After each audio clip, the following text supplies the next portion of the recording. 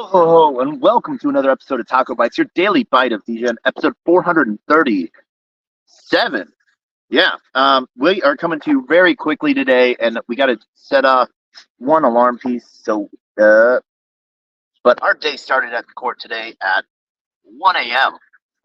So huge shout out to everyone that's been here. The defense sort of handed off over to the prosecution today. One of the things that we saw a little bit was that this morning, that the jury was told that we might sit on Friday as well, as they're trying to wrap this case up this week. Really sort of saw, Sam almost nervously looking around this morning when he first took the stand because there was a little bit of time to wait for the jury to come in. As Kaplan was sort of going through with the prosecution and defense on timeline for the week. Then sort of, it was the defense finishing up, with Sam sort of looking at the different things that he was doing as this super important, overworked, good guy that he really tried to portray. So it was really interesting to see, talking about backstops and margins.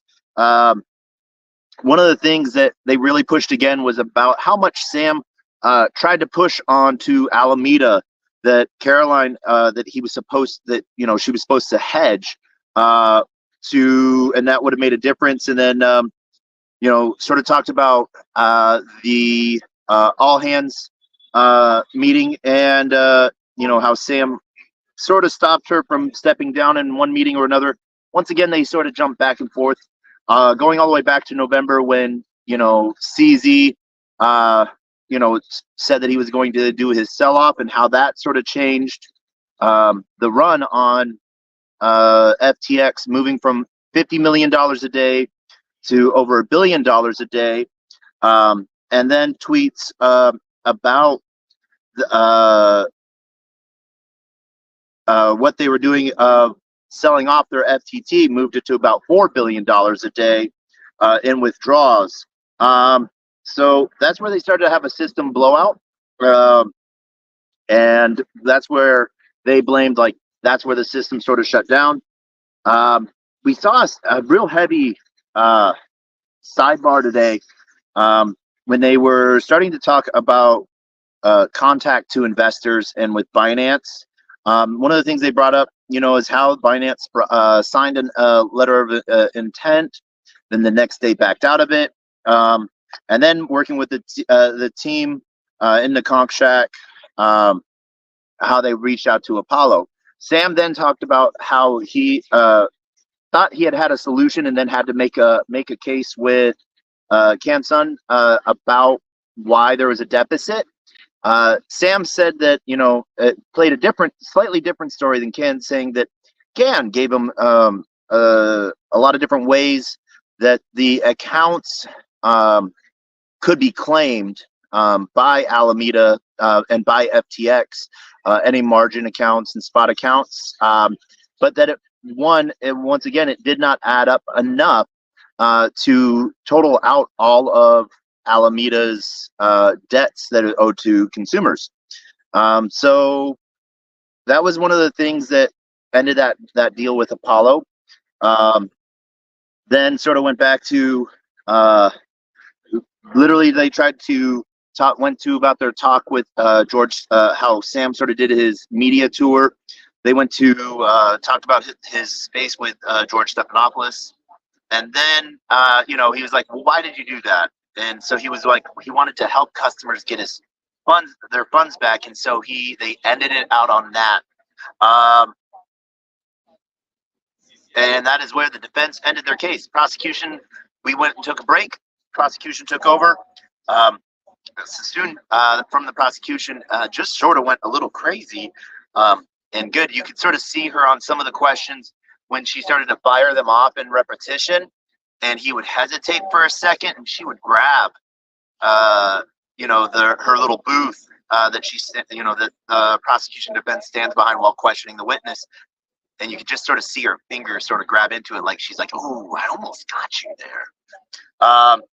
Especially when she was trying to, talk about with Sam owning a majority of FTX and Alameda, and giving trading directions. And then when finally saying she got him to say, no, I never gave any trading directions, pulling out token swap metrics in that signal chat between Caroline and Sam, as well as Nishad, about Max token. And to quote Sam, when he told her that, by $1 to $2 million worth of that token, we should twop that. I love this stuff. Cannot make it up. So yeah, and that was from Exhibit 1630. So on January 2nd. So started to get Sassoon was able to start cornering him into contradictions about him not having any say about Alameda. Then following that up with like the government Japanese bonds selling and buying, and signal chats for that. Then she started to go about him, how he did his social media tour about the importance of telling the truth, including our show with Mario Nafal on December 1st, where, he sort of had a little bit of a piece there. So next went over to the Financial Times pieces, and then, a bunch of other statements. Really hard question that she asked him was, these statements were made before you knew you were indicted, right?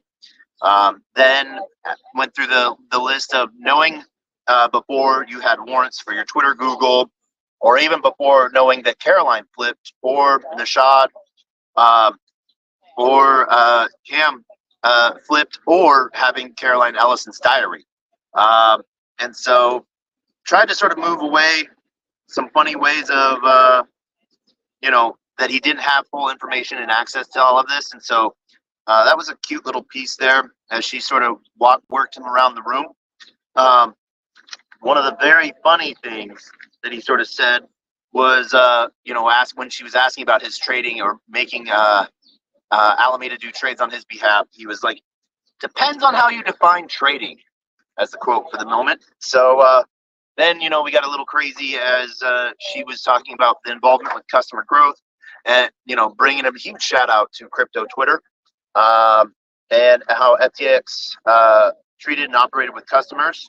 How FTX ran a podcast, making public statements, and had protections for retail customers. But then, even after tweets that he made of having,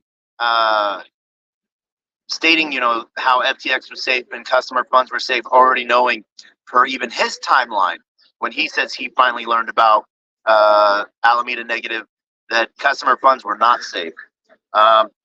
Handful of more objections, followed by new audio clips presented. And, then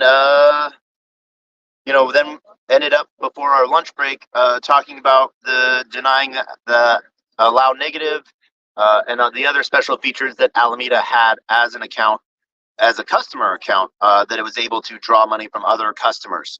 And then we took lunch. Yeah, we've been up since 1 here at the court. So huge shout out to everyone that has been joining us. It has been a day, and we will be here tomorrow morning as well.